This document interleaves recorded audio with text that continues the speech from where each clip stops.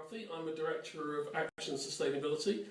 We're a small to medium company, we're a social enterprise, and our mission is to inspire sustainable business. We've been working with our friends in Italy for a number of years now. So Luca and Angelo have asked me to give you a bit of an overview of what's happening in the UK around sustainable procurement.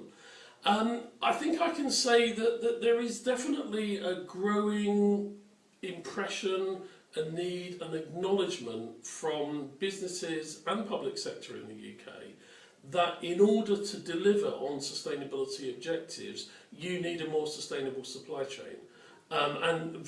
Sectors vary, but typically something like 60 to 80% of the revenue of a business will actually go to its supply chain, and that's what we need to deliver more sustainable outcomes. So there is a growing recognition of that. We have a standard, as some of you may know, BS 8903, which we as Action Sustainability wrote as the lead technical authors for that standard. And that describes a management process for sustainable procurement. The take-up of that standard has been slow, in my opinion. It's been there since 2010. But we are starting to see some increasing take-up of the standard now. And also people using it internationally. But sometimes they don't call it a British standard. Sometimes they prefer to call it a strategic framework for sustainable procurement. Quite frankly, I don't care what they call it, so long as they're using the principles of what we're trying to do. The other very exciting development for me was a proposal that actually originated in France and in Brazil to create an ISO standard for sustainable procurement, or for sustainable purchasing as they call it. This is potentially a very important initiative. It's in the voting stage at the moment among member states of the International Standards Organization. So do please work with your colleagues in Italy and try to influence this. I think it's very important, firstly, that the standard happens. And secondly, that like-minded people actually come together to influence what goes into that standard. Because at the moment, what we're seeing is an exclusively French document. I certainly don't agree with all of the principles that are in there, but nonetheless it's a great initiative and something that we should do. You may have noticed that we had a small event in London in the summer, in fact several small events, but most notably the Olympics. The London Olympics were billed to be the most sustainable games ever. As many of you will know, I'm also chair of the Independent Commission, the Commission for a Sustainable London 2012, that provides assurance over those objectives. And I can confirm that yes, I believe London 2012 was the most sustainable games ever, and I think we can learn a lot from that. And there's a learning legacy full of papers, studies, tools, case studies, etc., that you can actually use and learn from. And I'm very proud to say that Action Sustainability were involved in both of those initiatives, first for the ODA in construction, and then secondly with LOCOG for sustainable event management. I think a number of sectors have been profoundly influenced by the sustainability achievements of the Olympics.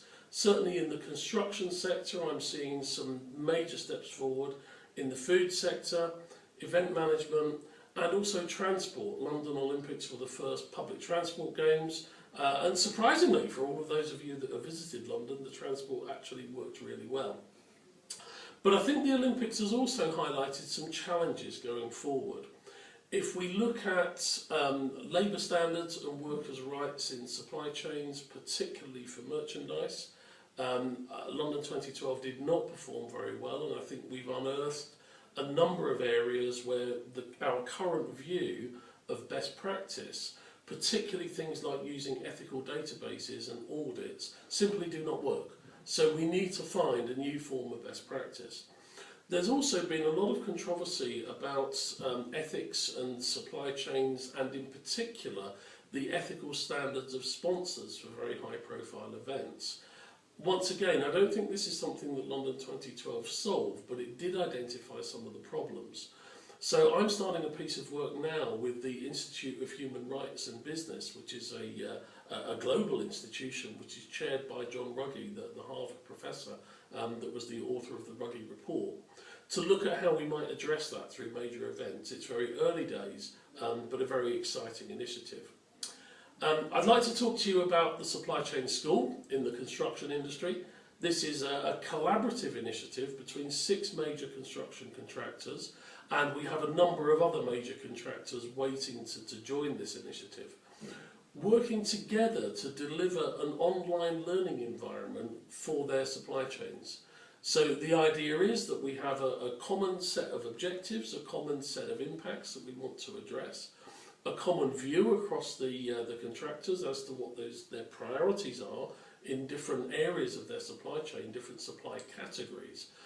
And then we have an online self-assessment, so a supplier can go on and do a self-assessment on the system, and then the system goes away and provides that supplier with a very highly prioritised and very relevant learning action plan. We launched the initiative in June of last year, 2012, and I'm really proud to say that we have over 2,000 members already online, already learning, already participating in events. We have more contractors wanting to come and join the initiative, and I think we can call this a real success. We're also working with a partner in Australia, potentially to roll out a similar initiative out there. We think that this is a model that can be replicated in other sectors as well. So if we can do it in Australia, why can't we do it in Italy? Come on guys, let's see what we can do. Let's look at some other sectors. Food, catering and retail. I think I've mentioned already that the London Olympics has actually made great steps forward in terms of sustainable food, and particularly the supply chains for food, where some real steps forward have been made in terms of specifying all of the best standards for animal welfare, the best standards for sustainable fish stocks, for fair trade, etc., etc. And I think that's all come together in one event, and the industry is starting to look at that. But there is a recognition that the grocery sector in retail and the catering sector does not have a very rigorous and systematic approach to managing its supply chains. They tend to go from project to project or from product to product. We've been doing some work collaboratively again within the grocery sector to look at how we can apply the BS 8903 standard to that sector, and it works very well. And we're looking now at maybe producing some more sector-specific guidance. And I would say if there is an opportunity to roll out another supply chain school in the UK, then potentially that's the area, because a lot has been learned about how to source ethically and sustainably appropriate products, and it's been very difficult to do. Even the really major caterers like Sodexo and Compass have found it very, very challenging. So how small companies will cope without some help, I'm not really sure. So I think there's a real opportunity there to adapt the principles of BS 8903, to have a more rigorous approach to the market, and also potentially to have an approach to developing the supply chain. So food, catering, retail, grocery, significant progress, major opportunity. Manufacturing. I think we're seeing a mixed response in the manufacturing industry. There are some organisations that are really taking things forward in a very compelling way, but sometimes for some of their products and not for all. And manufacturing tends to look at this issue as a risk-related issue, unless there's a very compelling reason to be able to sell more sustainable products to their customers. So if I can use BMW cars as a great example, BMW are about to launch their i-Series, their new electric car series, this year in 2013. And they've set up a whole new business unit to do that, and they've been working on it for years. These guys have completely reinvented the car from the wheels up. So they haven't just taken a car that they already have and fitted an electric motor where the engine used to be, and some batteries where the boot used to be, and then it's an electric car and away we go. They've totally rethought the concept of the car. They've also totally rethought the concept of their supply chain, because recognising if they're trying to sell a sustainable product, they need that product to be more sustainably sourced. So they've opened a new factory in Germany, which will be powered by wind energy and by solar energy. They've sourced the world for sources of aluminium for the space frames for the vehicles. They've maximised the use of recycled aluminium, because recycled aluminium has about 2 tonnes of carbon per tonne of aluminium against 10 tonnes of carbon per tonne of aluminium for virgin material. So they've really looked at how they can do this in a very carbon efficient way. They're using carbon fibre shells for their cars, probably for the first time in a mass-produced car. And once again, they've looked all around the world at where they can buy carbon fibre in a way that is less carbon intensive maybe than carbon fibre in other parts of the world. And they've ended up purchasing a factory in Washington State in the United States because there's a lot of cheap hydroelectricity in that part of the world. And that's the first time I've seen a really serious investment decision being made by a global conglomerate based on carbon. So this really is the new world. However, BMW's ordinary cars, 83% of their revenue goes to their supply chain, so a very, very big chunk of their manufacturing is actually done outside their own company. However, they have an objective to systematically reduce their carbon over time and eventually to become a carbon neutral operation, but only for their own operations. They haven't started to address the supply chain of their ordinary products yet. So even BMW, that are a very far-sighted company in this sector, have a long way to go, and their competition certainly have a long way to catch up. So manufacturing for me is very much work in progress.